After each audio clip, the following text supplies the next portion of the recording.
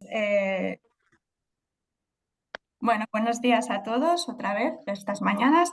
Antes de empezar, quería recordaros que la interacción, o sea, preguntas, comentarios, va vía chat, que no hay interacción oral. Y bueno, seguidamente os presento al doctor Suárez Vega, que es radiólogo, neuroradiólogo en la Clínica Universidad de Navarra del Campus de Madrid y nos va a explicar la utilidad de la resonancia en el estudio del hidrops endolinfático, el estado actual y las perspectivas futuras. Vamos a aprender porque sabe un montón. Adelante. Muchas gracias, Ana. Mientras comparto, dar las gracias, por supuesto, por la invitación y al doctor Pedraza por esta invitación para poder hablar de un tema que me apasiona. Yo llevo desde el 2000, finales del 17 haciendo esto y se ha convertido en mi principal línea de investigación. Por tanto, a ver, bueno, no hay ningún conflicto de interés, por desgracia. Entonces vamos a hacer una charla un poquito académica, vamos a empezar por definición. Sabemos que enfermedad de Menier e hidróxido linfático son dos conceptos que están entrelazados. Vamos a empezar definiendo lo que es la enfermedad de Menier. Es una enfermedad crónica de etiología desconocida que afecta a los órganos de la audición y del equilibrio y que clásicamente se define por esta tríada, ¿no?, de crisis de vértigo, hipoacusia fluctuante y tinnitus, aunque los pacientes muchas veces también refieren sensación de plenitud óptica, trastornos de la marcha, inestabilidad, etc.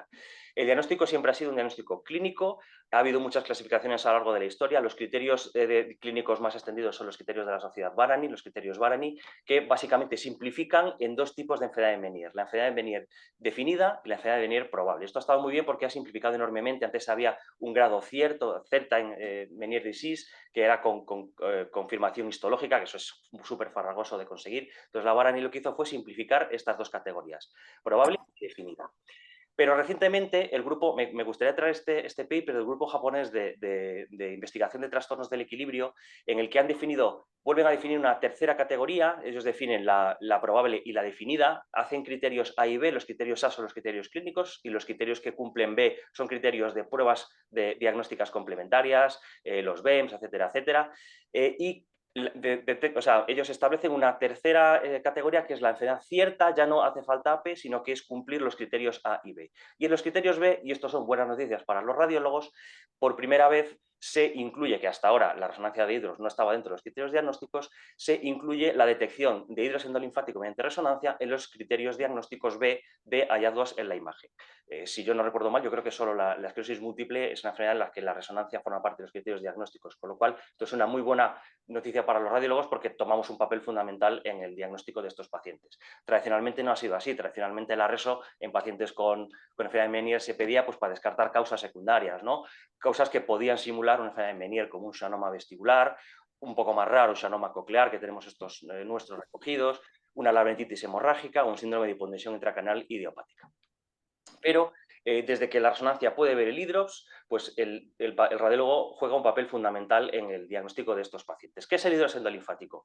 Todos nos ponemos de acuerdo, parece ser que es el hallazgo anatomopatológico que se considera como la huella de la enfermedad de Menier, el sustrato anatómico, y se define como una dilatación del componente membranoso del oído interno que contiene la endolinfa. En este esquema del oído membranoso del oído interno, aquí vemos las máculas del sáculo y del utrículo en violeta más oscuro, los canales semicirculares, el saco endolinfático y el ducto coclear en la espira de la cóclea. Si hacemos un corte anatómico, una ampliación de un corte transverso a nivel de la cóclea, vemos que la cóclea tiene tres porciones, dos rampas, la rampa vestibular, la de arriba, y la rampa timpánica, que tienen perilinfa, y el ducto coclear, escala media o rampa media, que contiene endolinfa. Y aquí tenemos una preparación histológica de un oído hidrópico de una cobaya, en la que vemos rampa vestibular, rampa timpánica, aquí hay perilinfa, y esta línea negra discontinua sería la membrana de Reisner, y aquí habría endolinfa. Como esto es un oído hidrópico, el ducto coclear se llena de endolinfa, la membrana de Reisner se desplaza hacia arriba, y esto, todo este azul clarito, quiere representar la endolinfa en este oído hidrópico. Y como vemos, según el grado de hidrops coclear, la rampa vestibular se va borrando, se va obliterando parcialmente, hasta, en casos severos, obliterarse del todo. La rampa timpánica siempre la vamos a poder observar en mayor o menor medida. Un poquito de historia en cuanto a la resonancia. En 2005, Zhou y colaboradores describen la primera visualización de RM in vivo, con una combinación de gadolinio, ya veremos las vías de administración intravenoso e intratimpánico. Ellos detectan y descubren que el gadolinio difunde solo a la perilinfa, no difunde a la endolinfa. Pero sin duda, el papel del grupo japonés de Nagoya, de Nakashima y Naganawa, son radiólogo y otorrino, colaborando en 2007, ellos reportan la primera visualización de hidrox en pacientes con enfermedad de Meniere. En este paper ellos lo hacen con vía intratimpánica, adquieren la imagen a las 24 horas y una de las claves de su éxito es pensar en secuencias T2, ¿no? Siempre que ponemos gadolinio, usando la secuencia 3 de Flair en resonancia de 3 Tesla, que es una secuencia muy sensible a pequeñas concentraciones de gadolinio que alteran el microambiente molecular de la perilinfa y cambia su tiempo de inversión, y detectan que es una secuencia muy sensible para detectar estas pequeñas concentraciones a las 4 horas. Eran secuencias muy largas, de 15 minutos de adquisición, y solo se podía estudiar un oído a la vez. Posteriormente, el mismo grupo desarrolla un poquito más la técnica y en 2010, mediante administración de gadolinio intravenoso, y ellos hacen varias pruebas y detectan que a las 4 horas es el tiempo óptimo tras la administración del contraste intravenoso, otra vez con resonancia de 3 Tesla y secuencia 3 de Flair, pueden estudiar ambos oídos y reportan tiempos más cortos de adquisición, aproximadamente unos 10 minutos. Y ahora vienen dos papers fundamentales en el estudio del hidros. Uno de ellos es el de Cristina Barad de la JNR en 2014, mediante gadolinio intravenoso. Este paper ya reporta el uso de la que ahora veremos de la secuencia 3 de Real con inversión-recuperación. La imagen igualmente se obtiene a las 4 horas. Ellos hacen una valoración visual del grado de hidros con escalas de 3 grados de hidros coclear y vestibular y degradan en nada, moderado y severo. Y posteriormente, en 2019, en el Neuroradiology, Anja Bernals y Verdefoer, el grupo belga, que también ha sido muy prolífico y muy activo en el estudio del hidrox, mediante uso de gadolinio con doble dosis, porque ellos estaban empezando con la técnica y para tener mayor concentración usaron doble dosis, también con la 3 de Flair, en este caso, la imagen adquirida a las 4 horas, y hacen una gradación visual. Y el aporte de este artículo es aportar una gradación de 4 grados, mantiene los 3 grados de hidrox coclear, pero en el hidrox vestibular aporta una gradación de 4 grados. Básicamente lo que hace es escindir el grado normal de la clasificación de 3 grados en normal y leve. Normal cuando el sáculo y el utrículo se ven por separado y el sáculo es menor que el utrículo, y grado leve cuando el sáculo es mayor o igual que el utrículo. ¿Qué equipamiento nos hace falta para hacer estudios de hidros? Pues idealmente siempre resonancias de 3 Tesla, algún paper hay por ahí que usan resonancia de 1,5, pero siempre es preferible resonancia de alto campo, y una antena específica para neuro. Obviamente, cuantos más canales tenga la antena, mejor. La de 64 a veces es un poco restrictiva porque es una antena muy estrecha y a veces ciertas morfologías de pacientes pues no caben bien en la antena. La de 32 es más versátil, teniendo mucha señal, pero bueno, cuantos más canales tenga la antena, mejor. Y estas son las secuencias protagonistas para el estudio del hidros endolinfático. Siempre hacemos una secuencia morfológica para ver cómo es el oído. Son pacientes que ya, muchos de ellos ya tienen un estudio de peñascos previo, pero si no, si vienen directamente al estudio de hidros, pues tienen una secuencia morfológica, primero que vea la anatomía del oído, ¿no? Dependiendo de cómo se... Nosotros nos gusta llamarle secuencia de cisternografía, porque dependiendo del vendor o de la marca de la máquina, pues Space en Siemens, CIS, Drive, etcétera, etcétera. Entonces, como la nomenclatura varía, nosotros nos referiremos a ella como T2 de cisternografía, y las dos secuencias protagonistas. La 3 de Flair, que es una secuencia muy potenciada en T2, no es un Flair habitual, es un Flair 3D, empezaron siendo 2D y después se convirtieron en 3D con mucha potenciación T2, que es la más extendida, y después la secuencia 3 de Real y R, pues que es más difícil de conseguir, es una secuencia inversión-recuperación, y lo de Real es porque cuando este grupo japonés, que fue el que lo desarrolló junto con Siemens, al principio hacían una secuencia híbrida que ellos llamaban secuencia hidros, obtenían secuencias positivas para la perilinfa, positivas para la endolinfa, invertían la ventana de la endolinfa, sustraían las dos, esto era muy farragoso, y hicieron un algoritmo que ya esta imagen gris ya salía directamente de la consola, y hablaban de reconstrucción en tiempo real, de ahí lo de Real, que es una secuencia turboespínico. Hay mucha literatura de los parámetros de aplicación, de decisión de las imágenes. La cistenografía, si se puede, pues idealmente a 0,5 milímetros. La Real, pues todo lo que te lleve la máquina, 0,8, 0,7. Aquí están todos los parámetros, están más que publicados, pero sí que me gustaría llamar vuestra atención sobre los tiempos de adquisición. La T2 Space es una secuencia habitual, pero las secuencias de hidros son secuencias largas, ¿vale? La Flair es larga y la Real, pues una secuencia muy larga. Tendencias actuales, pues algoritmos de inteligencia artificial para intentar, de deep resolve, etcétera, intentar disminuir estos tiempos de adquisición en la medida de lo posible. Y en cuanto a las vías de administración del gadolinio, hemos comentado que hay dos vías, la transtimpánica y la intravenosa. Vamos a valorar ventajas e inconvenientes de cada una de las vías. La ventaja de la vía transtimpánica es que obtenemos una mayor concentración de gadolinio en la perilinfa y que evitamos la toxicidad sistémica de la vía intravenosa, pero como inconveniente es una vía de administración off-label, está fuera de ficha técnica. Aunque se pueden hacer instilaciones transtimpánicas bilaterales, es muy incómodo para el paciente y se suele hacer unilateral, con lo cual se estudia un oído cada vez. Hay que esperar 24 horas, se la instila el otorrino en la consulta y al día siguiente le hacemos la resonancia. Y bueno, la tasa de fallo depende de las series que se consulten, pero oscila entre el 10 y el 20%. Y la vía intravenosa es una vía pues más accesible, mucho menos invasiva, que permite una valoración bilateral en el mismo estudio. Solo, entre comillas, tiene 4 horas de espera en comparación con las 24 horas. Casi todos los estudios, si la vía venosa se ha canalizado correctamente, pues casi el 100% de los estudios son diagnósticos y, por supuesto, está aprobado en ficha técnica. Y como inconvenientes, pues conceptualmente, al ser una vía intravenosa, se obtiene una menor concentración de gadolinio en la perilinfa y pues tenemos aquellos pacientes que tienen problemas de insuficiencia renal. En cuanto, haciendo un poquito de síntesis y de resumen, en la valoración, esto siempre se ha hecho, pues de entrada, pues la valoración a ojímetro, una valoración cualitativa del grado de hidros endolinfático. Aquí he resumido las principales escalas de valoración, se valora el hidros coclear y el vestibular por separado, y es una secuencia T2 Space de cisternografía sobre la que he dibujado en amarillo, se vería en negro en las secuencias de hidrops, el espacio endolinfático. Y los grados pueden ser en el hidros coclear 3 grados y en el hidros vestibular 3 o 4 grados. En el grado normal, como vemos, sáculo y utrículo se valoran por separado y no hay prácticamente o hay muy poquita endolinfa en la escala media, en el ducto coclear. En el grado moderado, sáculo y utrículo confluyen pero no ocupan la totalidad del vestíbulo y ya vemos que el ducto coclear borra parcialmente la rampa vestibular y en el grado severo todo el vestíbulo está ocupado por endolinfa, a veces incluso hay herniación entre los canales semicirculares y el ducto coclear borra por completo la rampa vestibular.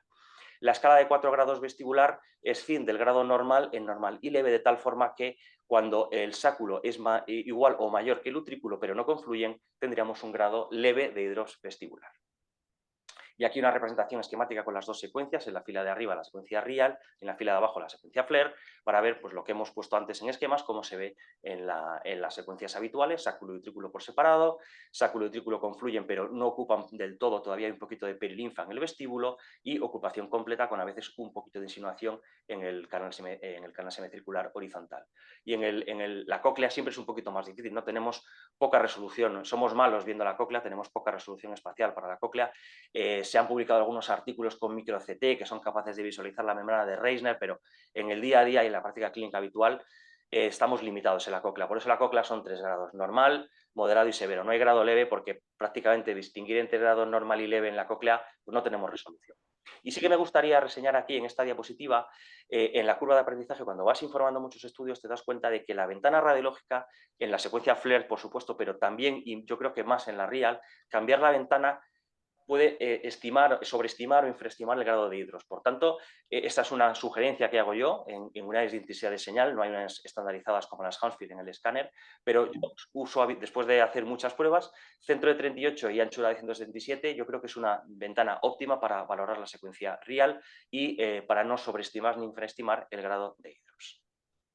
Por tanto, ¿cuál es el protocolo que nosotros usamos? Nosotros empezamos haciendo, bueno, una secuencia localizadora, por supuesto, la secuencia de cistanografía anatómica para ver la anatomía del oído interno y después obteníamos las dos secuencias, la 3 de Real y la 3 de FLAIR. Total, teníamos 25 minutos de tiempo de adquisición de protocolo.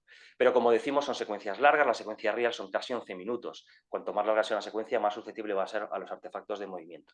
Así que dijimos, ¿por qué obtener información redundante? Vamos a comparar ambas secuencias. Y a tal efecto, intentamos comparar la secuencia FLAIR con la Real y obtuvimos que efectivamente hay un grado excelente de concordancia entre ambas secuencias, con un kappa de 0,8, estadísticamente significativo, pero que cuando esto es el kappa global. Cuando estratificamos el kappa según el grado de hidros vestibular y coclear, vimos que independiente del lado afecto, el grado de concordancia es mayor en el hidros vestibular que en el hidros coclear, posiblemente porque nuestra resolución espacial en la cóclea es más limitada.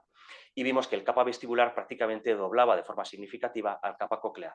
Y cuando vimos en qué secuencia se veía mejor, vimos que la detección coclear global, la 3 de Real detectó más hidrops estadísticamente significativo que la 3 de FLAIR. Por tanto, vimos que la 3 de Real veía un poquito más de hidrops, sobre todo de forma significativa, en el vestíbulo no era significativo, pero en la cóclea sí era significativo, y sí que vimos que tendíamos a infraestimar con la FLAIR y con la RIAL dábamos más severos o algún moderado en la FLAIR, en la RIAL la dábamos como severo, etcétera, etcétera. Nuestros resultados posteriormente en dos papers muy similares en metodología refrendaron nuestros resultados. El de Den y colaboradores obtuvieron una capa muy similar a la nuestra, entre 0,7 y 0,9, no dan un capa exacto en el paper, y también vieron que la 3 de RIAL veía más hidrops severos que la 3 de FLAIR. Por lo tanto, bueno, pues podemos decir que la RIAL tiende a sobreestimar o la FLAIR infraestima. Bueno, pues probablemente yo creo que la FLAIR, después de mucha experiencia y ver muchos pacientes, la FLAIR probablemente tienda a infraestimar estos pacientes.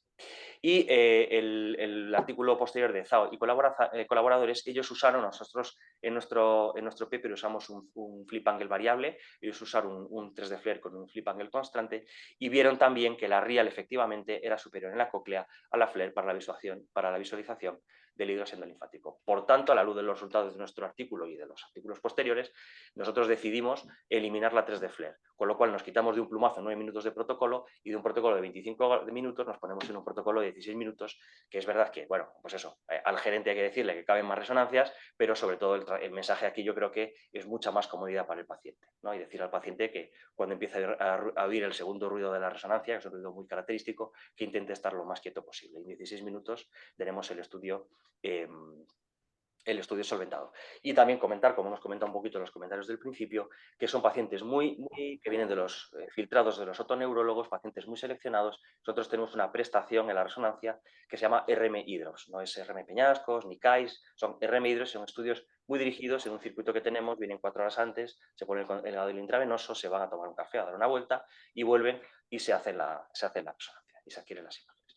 Y unos cuantos ejemplos en imagen, van a ser todo secuencias real, que son las secuencias que nosotros más usamos. Aquí son pacientes distintos, en rojo sería el oído sintomático o patológico, no necesariamente tiene que ser el oído que más hidrox tiene, como también se ha comentado, sino es el oído que ellos sintomatológicamente dicen que es el oído con Menier. Aquí vemos un hidrox vestibular leve, vemos que sáculo y utrículo no confluyen del todo, pero que el sáculo es mayor que el utrículo. Este es el oído contralateral del otro paciente. Esto posiblemente, si hacemos scroll un poquito más arriba abajo, no confluyan del todo y vemos que sáculo y utrículo se ven por separado. Y en este otro oído, aquí vemos que tenemos dudas de si aquí confluyen. Vemos siempre, no lo he dicho, pero el corte óptimo para valorar el vestíbulo siempre es el corte que llaman los ingleses mid-modiolar, en el tercio medio que cortas el modiolo y que cortas el vestíbulo en su mayor tamaño, y habitualmente suele coincidir con la mejor visualización del canal semicircular horizontal, ya que vemos que el sáculo también es mayor que el utrículo.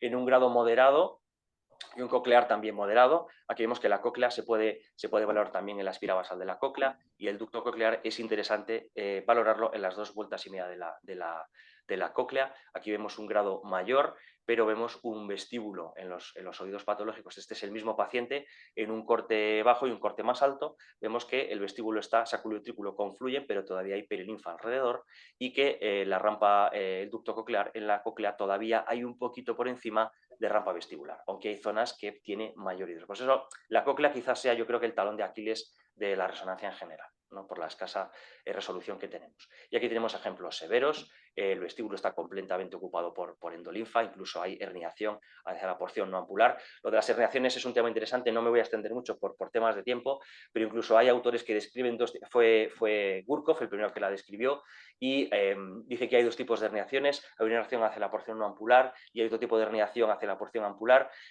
Conceptualmente siempre creemos que cuando hay herniación tiene por qué haber hidrox severo, pero no siempre es así, aunque sí que es verdad que la mayoría de las veces que hay herniación hacia los canales semicirculares es porque hay un hidrox severo en el vestíbulo. Y aquí ven también cómo la rampa vestibular no se ve perilinfa brillante, solo vemos la rampa timpánica. La rampa vestibular está completamente obliterada por endolinfa, es un grado severo, coclear y vestibular. Y en el otro oído vemos que hay cierto grado que se podría clasificar como leve, moderado, no porque no llegan a confluir, pero todavía hay perilinfa, pero que el sáculo es mayor que el utrículo. Por tanto, aunque el oído patológico es este, vemos que hay cierto grado de hidrox vestibular leve en el oído sano, entre comillas. Otros hallazgos que podemos valorar en este tipo de estudios no solo es el grado de hidrox, sino son otros parámetros, como es el realce perilinfático. El realce perilinfático todavía está su papel por definir. Se define como una mayor intensidad de señal en la perilinfa en el oído en el que detectas el realce que en el lado contralateral a efectos prácticos. Yo creo que este es el ejemplo más bestia, más llamativo que tengo de realce perilinfático. Se puede valorar por separado, tanto coclear como vestibular, y vemos como en este caso no hay hidros, pero hay un realce perilinfático bestial en comparación con el otro oído, se ve muy hiperintenso, traduce una rotura de la barrera hematolaberíntica, igual que hay una barrera hematoencefálica, pues hay una barrera hematolaberíntica, y lo que traduce el realce perilinfático es que hay algo, está pasando algo en ese oído que está rompiendo la integridad de la barrera hematolaberíntica. Y en el realce, apuntar también que muchas veces al principio yo daba como negativos realce perilinfáticos cocleares, que cuando te vas a ver el giro basal, la espira basal de la cóclea, y la comparas con el otro lado, te das cuenta que hay cierto grado de realce. Por tanto, cuidadito con los giros, con el realce coclear y la espira basal de la cóclea. Eso es interesante con un gráfico que pondré a continuación. Y también resaltar que en aquellos casos de hidros vestibular severo, donde no queda perilinfa, pues el realce perilinfático vestibular no se puede valorar. Por ejemplo, aquí les pongo este caso de hidros coclear y vestibular. Este es un caso que se ve especialmente bien, coclear y vestibular severo bilateral con herniación en los conductos semicirculares. Aquí no hay perilinfa, con lo cual podemos valorar el grado de realce perilinfático coclear, pero no el vestibular. El papel, como digo, está todavía por dilucidar. Aquí hay dos papers interesantes. Uno es una JNR donde hablan que la valoración de hidros cualitativa visual, y cuando la haces por separado y cuando le añades el realce perilinfático, ellos hacen valoración visual y valoración cuantitativa con ROIs, comparando y normalizando esos ROIs con cerebelo. Es un poco farragoso y al final ellos ven que es igual de útil una valoración a ojímetro del realce perilinfático, sí versus no. Y cuando añades el realce perilinfático a la valoración visual del hidros, aumentas tu sensibilidad, especificidad y valor predictivo positivo con respecto a solo valoración del hidros endolinfático. Pues este gráfico de aquí es de un paper que previamente les he planteado, el de Bernals y de Verdefoer, que ellos, utilizando los resultados de su muestra, haciendo una regresión logística multivariante, ellos encontraron, a mí me parece, no ha habido debate posterior en la literatura, a mí me parece un gráfico súper interesante, porque fíjense que ellos encontraron que en los pacientes en los que detectaban realce perilinfático coclear, independientemente del grado de hidros que tuviesen, esos oídos se clasificaban directamente como enfermedad de Meniere. Entonces, algo que no ha dado mucho más debate, a mí me parece súper interesante. Es decir, tú tienes un paciente que independientemente del grado de hidros, ve realce perilinfático coclear, le puedes decir, este es oído, hemos oído, asumimos que es un oído patológico para enfermedad de Meniere. Bueno, ahí está para el debate. Y una vez que hemos visto la clasificación a la gradación cualitativa, vamos a la cuantificación volumétrica. Estamos en la era de la cuantificación, de la agencia artificial, etcétera, etcétera. ¿Por qué vamos a ver algo y gradarlo a ojímetro más o menos moderado si lo podemos cuantificar? El primer artículo sigue siendo un artículo súper válido, elegante, la metodología es impecable, de Gurkov. Quizás el talón de Aquiles de este artículo es la poca N que tenía, que eran solo 16 pacientes, que es un otorrino alemán, que fue el que empezó, y es un artículo con inteligencia artificial a pesar del 2015, hay algoritmos de random forest, o sea, es un artículo muy bien hecho, y que, bueno, él hizo mediciones volumétricas de la secuencia de cistenografía, el T2 Space, y con la secuencia RIAL-IR hizo cuantificaciones volumétricas de la endolinfa, hizo fusiones, etcétera, etcétera, y introdujo por primera vez el término de ratio endolinfática. ¿Qué es la ratio endolinfática? El porcentaje de oído que tengo ocupado de endolinfa. Puede ser, él calculó la ratio endolinfática total, o se puede calcular por separado, vestibular o coclear. Un problema son los conductos semicirculares, porque los conductos semicirculares lo vemos muy bien en la secuencia de cistenografía, pero la secuencia de endolinfa no tenemos resolución, aunque hay veces que vemos herniación, aunque hay cantidades, sabemos por AP que hay pequeñas cantidades de endolinfa en los canales semicirculares, hoy por hoy no tenemos resolución en la práctica clínica diaria para ver esa endolinfa. Y nosotros nos propusimos también hacer un estudio cuantitativo del hidros y la ratio endolinfática, y les presento los resultados de nuestro estudio, en los que nosotros, como tenemos ciertas restricciones en la cóclea, nos centramos solo en el REL vestibular, y aquí vemos cómo hacemos en cada uno de los cortes, con el SyngoVia, con el software que cada uno tenga, hacíamos una delimitación manual del vestíbulo, calculamos el volumen vestibular total en la secuencia de cistenografía, en la secuencia RIAL calculamos el volumen endolinfático vestibular, hacíamos una división y obteníamos el REL, o el ratio endolinfático vestibular. Fíjense, por ejemplo, en este caso interesante, donde gradaríamos en la escala visual cualitativa como leve, porque el sáculo es mayor que el utrículo, pero no llegan a confluir. Sin embargo, cuando calculamos, el problema de la valoración cualitativa es que solo vemos un corte, el midmodiolar, y sabemos que hay endolinfa por arriba y por abajo, pero solo nos centramos en uno de los cortes. Sin embargo, a priori, pues parece que la valoración cuantitativa es mucho más fiable y fidedigna de lo que está pasando realmente en ese oído. Y cuando un grado leve vestibular, cuando hacemos una REL, vemos que la REL endolinfática es del 71%. Así que cuando tenemos una muestra muy bien hecha, muy amplia, muy bien estudiada, con oídos Menier definido unilateral, dijimos, bueno, pues vamos a intentar definir un umbral, un punto de corte, correlacionando las REL de esos oídos con los grados cualitativos de nada, leve, moderado, severo vestibulares, y obtuvimos un punto de corte con bastante buen desempeño diagnóstico, para bajo la curva del 90%, con una sensibilidad de casi el 89% y una sensibilidad del 82%, en el REL del 60%, que a priori conceptualmente uno piensa pues, que es el 50%, pues nosotros obtuvimos que el 60%, y ese es un dato que nuestros neurotólogos se creen mucho y que en estas REL vestibulares por encima del 60% son mucho más agresivos tratando a estos pacientes. Del mismo modo, obtuvimos un punto de corte por la parte de arriba, ¿por qué no buscar un punto de corte por la parte de abajo? Ya los desempeños diagnósticos, probablemente porque cuando hay menos endolinfa tenemos menos resolución, lo vemos peor, obtuvimos un desempeño diagnóstico un poquito peor, pero obtuvimos un punto de corte del 30%. Es decir, por debajo del 30% probablemente sea un hidrops no radiológicamente significativo, radiológicamente hablo, no clínicamente, y por encima del 60% tendríamos un hidrops radiológicamente significativo.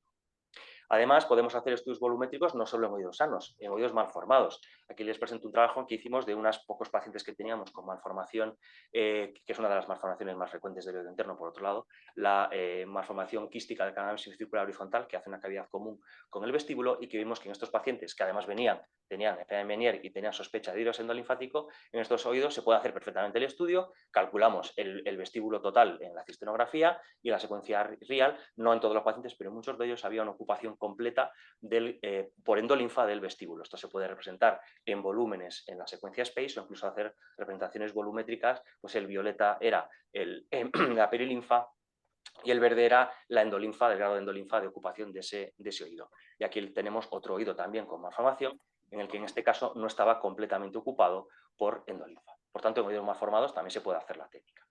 Y estos son nuestros resultados volumétricos comparados con la literatura. Este es el artículo de Gurkov que les he presentado previamente. Como digo, quizá el talón de Aquiles es el escaso número de pacientes, y el grupo japonés de Inui, que es el más prolífico en la literatura de estudio volumétrico.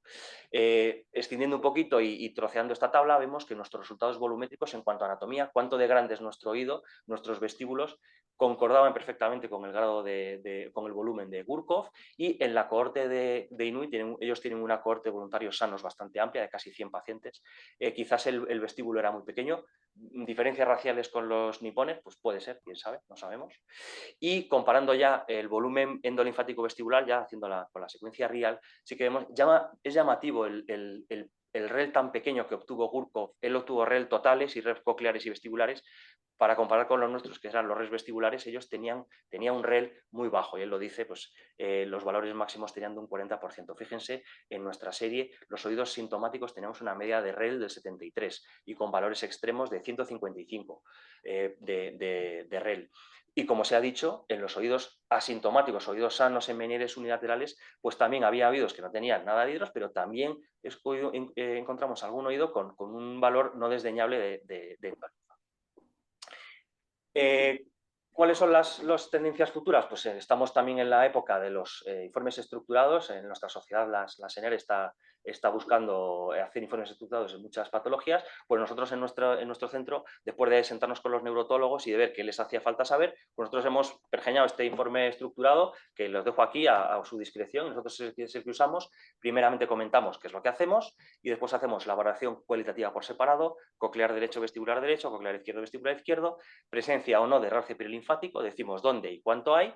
Si hay herniación endolinfática hacia la porción ampular de los canales semicirculares, a mí la porción ampular me cuesta un montón, la verdad. Y después apuntamos la valoración cuantitativa, la REL vestibular derecho y la REL izquierda.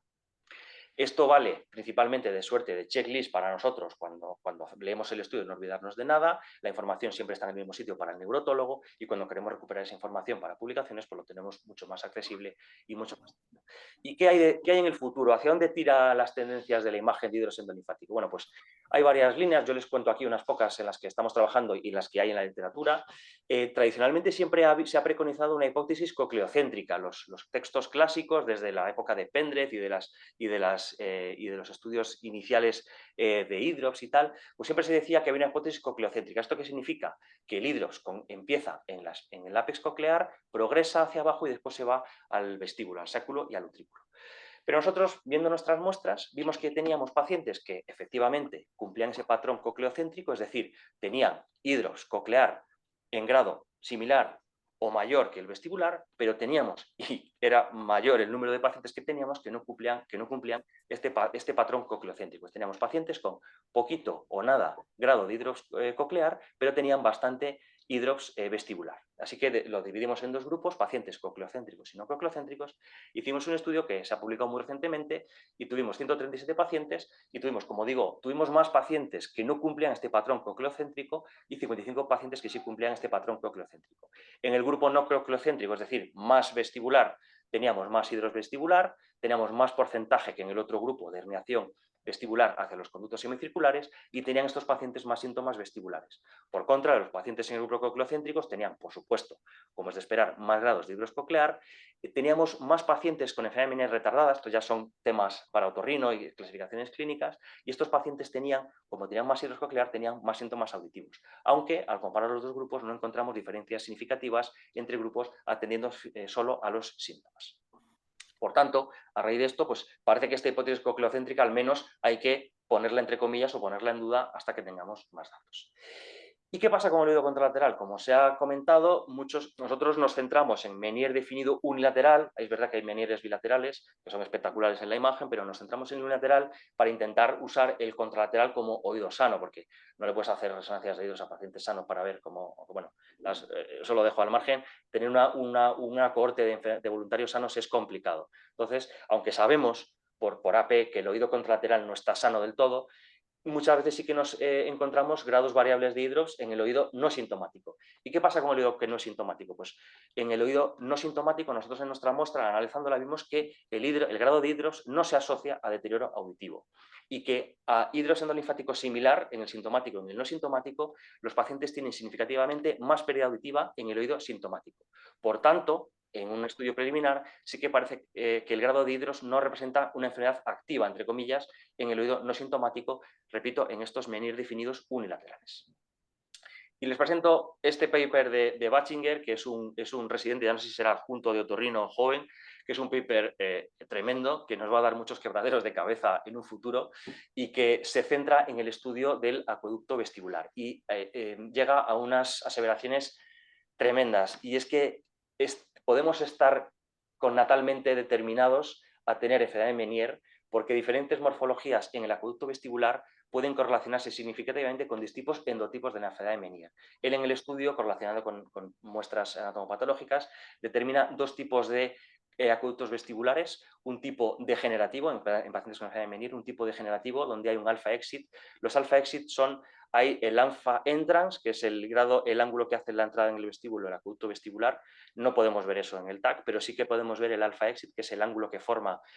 Hay un plugin, una herramienta gratis que se puede acceder en este paper para el cálculo del alfa exit, y él detecta que alfa exit mayores a 140 se correlacionan con sacos linfáticos hipoplásicos y que apoya una etiología genética de ese hidrox, con lo cual habría enfermedades de Meniere determinadas genéticamente, y alfa exit de más de 120 grados se correlacionan con sacos endolinfáticos en acueductos vestibulares degenerativos. Esto también nos plantea otra cuestión. Todo paciente con enfermedad de Meniere al que se le hace estudio de hidrox hay que completar estudio con un TAC de peñascos. En el futuro la respuesta sea que sí, porque el acueducto vestibular, aunque muchas veces lo intentamos visualizar en la secuencia de cistenografía, yo sí que encontramos que es flip a coin, ¿no? Es echar una moneda al aire, la mitad se ven y la mitad no se ven, y es que ni inventándolos te lo puedes decir por dónde va ese acueducto vestibular. Aquellos que dispongan de tags de agcónico, de cone beam para el estudio del peñasco, pues fenomenal, pero el advenimiento de los nuevos tags también de photon counting, pues también abre otro escenario en estos pacientes con enfermedad. Y dentro del futuro del estudio del hidrógeno linfático, pues estamos en la era, Teo nos dio el lunes una fantástica ponencia sobre inteligencia artificial, pues el futuro, ¿esto qué es? Son algoritmos, los cálculos volumétricos que son algoritmos, pues todo que sea mecanización, todo lo que sea sistematización, pues es pasto de un algoritmo que te lo puede hacer automáticamente. Así que nosotros, en colaboración con unos ingenieros biomédicos de la Carlos III, intentamos hacer un algoritmo para cálculo volumétrico automático del hidrógeno linfático. Y bueno, aquí ven, nosotros les dimos un dataset de pacientes con Real y con Space ya segmentados por mí, y ellos lo que hacían es entrenar su algoritmo con estos pacientes ya segmentados. De estas cosas que te salen en las investigaciones, pues como efecto colateral positivo, ellos desarrollaron dentro del algoritmo un plugin que hacía un enhancement, una mejora de la imagen de la RIA. Yo digo, ya solo esto ya merece la pena porque se pueden, como futuro, estudios obtenidos en 1,5, les puedes pasar este filtro y puedes mejorar la imagen, con lo cual ya solo este hallazgo es interesante. Pero como ven aquí, este es el volumen que predecía el algoritmo. Como ven, en el cálculo del volumen anatómico, en la secuencia de cistografía entre dos space, había muy buena correlación entre la segmentación automática que hacía el algoritmo y nuestra segmentación manual. Sin embargo, todavía está por pulir en la secuencia de la real, ¿no? de ver qué cantidad de endolinfa no eran tan buenos resultados, no había tantas concordancias, posiblemente porque las space es una secuencia mucho más constante y la real pues varía mucho el grado de hidrox. Entonces, pero bueno, llegará, esto se podrá hacer, estamos en ello y estamos llegando a buen puerto con este desarrollo. Así que como conclusiones de la charla, acabo ya. Hemos hecho una revisión cronológica de la imagen de RM en el estudio del hidrox linfático. Vemos que las secuencias protagonistas son la 3 de FLAIR y la 3 de RIAL. Hemos hecho una revisión de las guías de administración, que básicamente son dos, la intratimpánica y la intratimpánica y la intravenosa, con ventajas e inconvenientes de cada una de ellas. Nos hemos centrado en las escalas de evaluación cualitativas del hidrox, que son las más extendidas porque son las más fáciles de aplicar y porque pues, son las más intuitivas, aunque probablemente en un futuro se acaben imponiendo en mayor o menor medida las valoraciones cuantitativas de hidrox endolinfático, que dan una idea más fidedigna de lo que está pasando en ese oído. Hemos, en ese sentido, introducido el concepto de la ratio endolinfática, que puede ser del oído completo, es decir, una REL total, o se puede estratificar por REL coclear o vestibular. Hemos aportado unos valores umbrales que obtuvimos con nuestra muestra de REL vestibular del 60% como punto mágico de corte que tanto nos gusta a los radiólogos, por encima del cual le decimos al otoneurólogo este hidrox es radiológicamente significativo. Hemos propuesto un informe gráfico estructurado y hemos revisado un poquito las líneas de investigación futuras que pueden tener la imagen del hidrox endolinfático. Y con esto, muchas gracias por su atención. Espero que haya sido una charla de provecho y siempre remarcar que toda esta charla no hubiese sido posible, todo este trabajo, toda esta producción científica, sin la colaboración estrecha y la guía de los compañeros otorrinos, de los otoneurólogos, que son los que, en cierto sentido, tiran de radiología y siempre te piden, pues vamos a estudiar esto, vamos a estudiar lo otro, mira qué paper ha salido, vamos a intentar hacer esto. Sin duda, sin los otoneurólogos, esta charla no estaría hecha. Así que nada, muchas gracias. Pues muchísimas gracias, la verdad es que ha sido una charla muy interesante, has expuesto el tema de forma clara, fácil, con lo compleja que es, y nos has dado datos nuevos, por ejemplo, el REL para mí era desconocido y lo encuentro muy interesante, más que nada porque es muy objetivo, ¿no? Es tener un valor objetivo para luego pues, poder pues supongo que basar el tratamiento y el manejo del paciente. Y ahí hay una de las preguntas que es lo que comentan, que si realmente el manejo y el tratamiento del paciente te puede variar según el grado de hidrox. Inicialmente no tanto, pero conforme fuimos viendo pacientes y haciendo estudios, sí que vimos a raíz de los cálculos de REL, claro, el REL, ¿cómo lo calculamos? Porque esa es otra pregunta interesante. Cada uno que es uno de los talones de Aquiles de la REL, cada uno como pueda. Pues yo lo calculo con el Singovia, que es el visualizador de Siemens, y yo hago un cálculo en todos los cortes. Hay autores que hacen cuantificaciones de superficie. Usan un solo corte, calculan la superficie perilinfática, la endolinfática solo en ese corte y dan una REL de superficie. Hay otros autores que calculan la superficie, la multiplican por el espesor de corte y te dan una especie de REL volumétrico como interpolado. Entonces, hay mucha variabilidad del REL. Nosotros sí que cuando hicimos una correlación de los REL, como teníamos todos los pacientes identificados, hicimos una correlación de la REL con los grados cualitativos. Y entonces estratificamos por grupos, el normal, el leve, el moderado, el severo, y entonces a cruzar los datos de la REL, y sí que vimos que con técnicas de árboles de segmentación, sí que vimos que el punto de corte del 60% eran ya pacientes con un hidrox y con una clínica significativa. Entonces, nuestros otoneurólogos sí que a raíz de este trabajo, cuando les damos una REL por encima del 60%, son más agresivos con esos pacientes. Aunque clínicamente aún no sean muy sintomáticos, son oídos que no van a ir bien.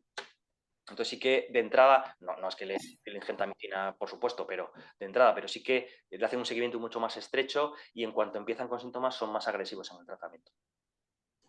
Vale, y entonces, enlazando con el tratamiento, ¿no? Como está contemplado hacer un drenaje, ¿no? A veces del saco endolinfático, Mi pregunta es que, bueno, ya has comentado que quizás sería necesario tener un TAC de peñasco en todos los pacientes para valorar precisamente, ¿no? El acueducto vestibular, pero me preguntaba si le das valor al hecho de que no visualices en la resonancia el acueducto vestibular, porque nosotros tuvimos un caso, por ejemplo, que entraron a hacerle un drenaje y les costó mucho accederlo, lo encontraron todo fibrosado. Y digo, ostras, es que en la reso ya no se veía. Entonces, mi pregunta era si hay que darle valor a esto o es que a veces no lo vemos porque no se ve. Pues es un tema muy interesante porque hay un paper que publicaron unos chinos, no recuerdo el nombre ahora. El problema es que de esto muchas veces no hay control de imagen. Ellos hicieron un estudio muy bonito que hicieron estudio de hidrops, cirugía descompresiva del saco endolinfático y estudio de hidrops de seguimiento después y correlacionar con la clínica. Y ellos vieron que la cirugía descompresiva del saco endolinfático mejoraba la imagen del hidrops, pero muchas veces no conllevaba una mejoría clínica. Es decir, mejora la imagen, pero el paciente mantiene todavía esa clínica que es tan terrible del Menier, ¿no? Que es incapacitante para muchos pacientes. Entonces, en lo que yo vamos viendo, nosotros ya en todos los pacientes con hidrops les hacemos reso y TAC. Tenemos la suerte de tener photon counting y sí que hacemos TAC de photon counting a todos los pacientes. Y sí que cuando te fijas mucho, yo creo que el acueducto vestibular, por lo menos en la secuencia de estenografía, es que se ve en la mitad de los casos. O sea, es muy variable. Hay casos en los que se ve muy bien y casos en los que no se ve. Y vas al TAC y hay casos en los que el acueducto está perfectamente patente y los otros en los que se ve muy bien el TAC y no se ve en la reso y otros en los que ni se ve en el TAC y en la reso. Nosotros, cuando empezamos a hacer TAC de peñascos con el TAC tradicional, muchas veces el acueducto vestibular no lo veíamos bien y pensábamos que estaba atrético, lo que tú dices, o fibrosado. Con el photon counting, la verdad es que estamos viendo los acueductos en prácticamente el 100% de los pacientes. Es verdad que algunos se ven muy bien y otros te cuesta más verlos. Estamos intentando calcular también el alfa exit, pero con el photon casi todos se ven. Pero es verdad que hay mucha variabilidad en el calibre del acueducto vestibular.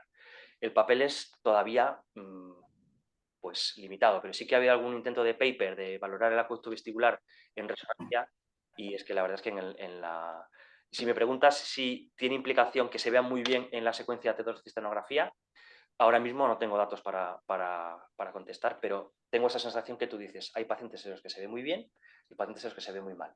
Y si vas al TAC, hay acueductos que se ven muy bien, que se ven bien en la reso, y hay acueductos que no se ven en la reso, pero que se ven muy bien en el TAC. Con lo cual, dentro, aparte del armazón óseo, pues debe haber dentro, pues eso, fibrosis o temas que es muy difícil de valorar.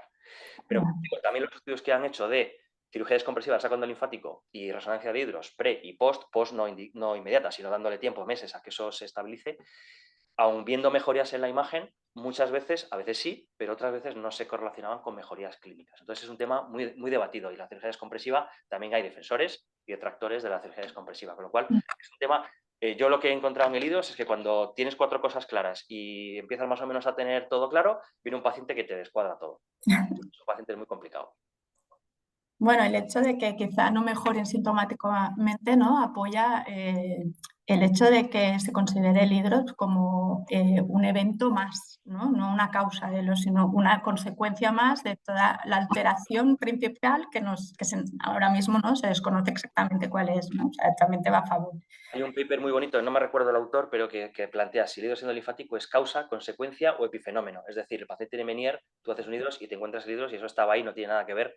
Hombre, parece que los datos aportan que probablemente sí que sea el sustrato anatomopatológico, ¿no? Que eso sí que parece que tiene que ver, pero efectivamente nos encontramos en los Menieres unilaterales o hidros contralaterales que tienen hidros pero que no son sintomáticos. O sea que no hace falta hidros y probablemente algo más que todavía no se nos escapa. Bueno, y siguiendo con las preguntas que en el chat comentan que si habéis detectado variación del hidrops según la edad del paciente. Es muy interesante la pregunta. Más que con la edad, con la edad de presentación del hidrops y la progresión de la enfermedad. Es decir, a ver, es que es complicado. En pacientes, o sea, el hidrops es mucho más frecuente en personas mayores. No es una enfermedad de gente joven, aunque hay hidrops endolinfático en pacientes, en pacientes jóvenes, en principio es una enfermedad de pacientes ya un poquito años. Pero bueno, a partir de los, bueno, es que no quiero ir, a partir de los 40 o así, pues podemos empezar a ver hidros. Es una enfermedad de gente mayor. Pero se ha visto que el tiempo de presentación de la enfermedad, el hidrops, aquellos menires que son muy rápidamente progresivos, etcétera, etcétera, estamos en ello. Estamos estudiando en pacientes que la edad de presentación y cómo varía la clínica de la enfermedad de Menier según la edad de presentación. Y estamos en ello. Pero sí, sí que tiene que ver. Pero bueno, básicamente es una enfermedad de gente añosa, de gente mayor. No hay hidrops en niños de 10 años, ¿vale? Pero sí que tiene que ver la edad de presentación y la progresión del Menier. El tipo de síntomas que oscilan tiene que ver con la edad de presentación y con la progresión de la enfermedad. Bueno, ya, claro, ahora la siguiente pregunta es si estos protocolos se podían aplicar a pacientes pediátricos, pero como ya comentas, no solemos ver esta patología en pacientes pediátricos y entonces me imagino que... No ningún hidrops en ningún niño. Sí que tenemos estudios para, pues, por supuesto, para ver malformaciones, agénesis de los nervios, etcétera, etcétera, pero yo no he visto ningún hidrops. No tendría que hacer búsqueda en la literatura, si están reportados, pero no es... Es muy raro. Hay un artículo de un grupo chino precisamente sobre utilización del protocolo en niños, pero son causas congénitas. Es rarísimo, rarísimo que no se ve normalmente. Claro. Pero existe un artículo sobre cómo aplicar la secuencia. Pero yo no me consta. Bueno, y doctora Graneit, ¿alguna cosa a añadir? Bueno, solo que quien se anime a, a probar estas secuencias, sobre todo que se apoye mucho en los otorrinos, que es lo de la propuesta del informe estructurado me parece súper acertada, es importante que también la petición vaya muy bien identificada para que se haga un protocolo específico, para que se haga el estudio que toca y se lo mire quien toca y sea bien seleccionado el paciente. Y luego quizá especificar también la escala que estás utilizando, ¿no? Para que no haya confusión entre si es un grado 3 o 4, porque según la escala que utilices, ¿no? La escala vestibular pues te puede cambiar o, bueno, tener un poco el consenso ahí de la escala y que quede claro la escala que utilizas, ¿no? Un poco, sobre todo esto. Yo sí que hago un protocolo un poco raro, raro porque hago, ya que el paciente, claro, nosotros es un hospital público, el Hospital de San Pau, vienen pacientes que, bueno, hace un tiempo se derivaban a la privada, nos hacían. Empezamos a hacer y partiendo un poco de cero, pues ya que teníamos que pensar a ver cómo gestionar el tema de que tú le pones contraste, el paciente se va y luego vuelve a las 4 horas y le haces la resonancia. Hay fases que dices, a ver cómo lo hacemos esto, ¿no? Entonces, bueno, nosotros hicimos que el paciente viniera a la resonancia, le hacíamos el estudio basal, se le ponía contraste y se iba. Y entonces luego ya le hacía el FLAIR, el 3D precontraste, porque digo, como no sé muy bien cómo me voy a apañar, digo, quiero ver cómo se ve pre-contraste para ver que en el post yo vea que hay captación, bueno, un poco para hacer esa fase de aprendizaje, ¿no? Y luego le hacía el estudio post-contraste. Entonces veo cómo se comporta el FLAIR 3D de Menier y el FLAIR y el IR Real, ver un poco cómo es pre y post contraste cuando partes de la nada, ¿no? Y con muchas secuencias diferentes y al principio, claro, diferentes secuencias que te van pasando de diferentes personas y dices, pues a veces una secuencia que queda bien en una misma máquina de otro hospital, resulta que en el tuyo, no sé por qué, a veces no queda exactamente igual. Y entonces, pues yo prueba varias. Sí que al principio, pues los estudios eran más largos, seleccionamos pacientes también por eso, y luego ya fui recortando, pues esta no me gusta y esta tampoco, ¿no? Y para mí, yo me apaño más con el Flair 3D, pero quizás es una experiencia personal que me ha resultado que con la clínica que tienen me ha cuadrado más la imagen que he visto. Pero ya repito que cada centro se adapta un poco a la situación que tiene y las secuencias de la máquina que tiene también a veces pueden cambiar. Entonces, sobre todo, pues eso, que hay que dedicar un poco de tiempo para tener un protocolo que te sirva en tu hospital y con tu equipo, ¿no? Y básicamente es eso, y tener en cuenta que hay que tener un poco de paciencia al principio y no desesperarse porque hay que tener una curva de aprendizaje. Y eso que comentabas, que a veces te remieras un paciente y dices, ostras, cuando ya llevas un tiempo y has visto unos cuantos, dices, igual le hubiera cambiado aquí el grado, ¿no? O sea Sí. que bueno, que hay que tenerlo en cuenta y simplemente tener paciencia. Y no tener la mala suerte de encadenar 4 o 5 seguidos normales, porque como te pase eso, dices, ostras, ¿qué estoy haciendo mal? Esta secuencia no funciona. Es importante tener patología. Parece una chorrada, pero como dependes de lo que te mandan y de lo filtrados que están los pacientes, de los otoneurólogos, si encadenas 3 normales, dices, qué estoy haciendo mal. O sea, te Sí. reafirma ver pacientes patológicos, como diciendo, vale, lo estoy haciendo bien, ahora me peleo si es más, menos o tal, pero... Si le ha entrado bien el contraste o no, que también a veces cuesta, ver, decir, ostras, ¿le habrá entrado bien el contraste? O el tiempo que cuadra es el que... también a veces cuadrar que son las 4 horas, que no se te vaya, porque claro, las resonancias, pues bueno, sus horarios, no sé vosotros, pero es complicado que cuadre la cita ¿sabes? Entonces también a veces puede influir el tiempo del retraso que coincida con el óptimo y eso también pues, puede influir en el resultado de la imagen. Totalmente, sí, cada sitio tiene que adaptarse a su... Sí, pues tienes que bajar ingresados y tal, pues... Pero bueno, nosotros hemos variado con cuarto de hora, yo creo que máximo media hora, más o menos 4 horas. Pero más ya no me llegaría a fiar yo del estudio. Hay un artículo del grupo de Naganawa muy interesante, que hicieron varias pruebas a distintas cronologías y tal, y aunque incluso un día después todavía se veía espacio endolinfático, el óptimo donde hace siempre la visualización óptima es a las 4 horas, pues si es más o menos de ese tiempo, yo lo tomaría con cautela. Muy bien. ¿Alguna cosa más que comentar? Bea quiere hablar, pero creo que no tiene el micrófono. Sí, doctora Brea, no está mutada. No sé si esto depende de externo, de Dani. Yo no sé si tengo poder. Sí. Hola, hola. Hola. Víctor, esto es un tema independiente un poco, ¿no? Como has hablado del photon counting, yo quería preguntarte si tienes experiencia, como has hablado del acueducto del vestíbulo y la diferencia entre la visualización del acueducto del vestíbulo en photon counting o en el TC que usamos de forma habitual, en Bueno. el TC volumétrico habitual. Porque yo, mi experiencia es que con un TC de alta resolución, la verdad es que es en pocas circunstancias dejo de ver el acueducto vestibular, ¿eh? O sea, no es en donde, en mi experiencia, ¿eh? Por eso me llamó la atención el comentario, por eso te pregunto. Es independiente de este tema, ¿eh? Nosotros hacemos todos los peñascos en el Photon y los estudios de campo Lógico. los hacemos en el Photon. Sí que es verdad que, hombre, no un 50%, pero sí que al principio grabábamos la visualización del acueducto vestibular en patente, estenótico o ausente. Ausente es raro no verlo. Algún paciente ¿No? completamente obliterado y que no lo consigues ver.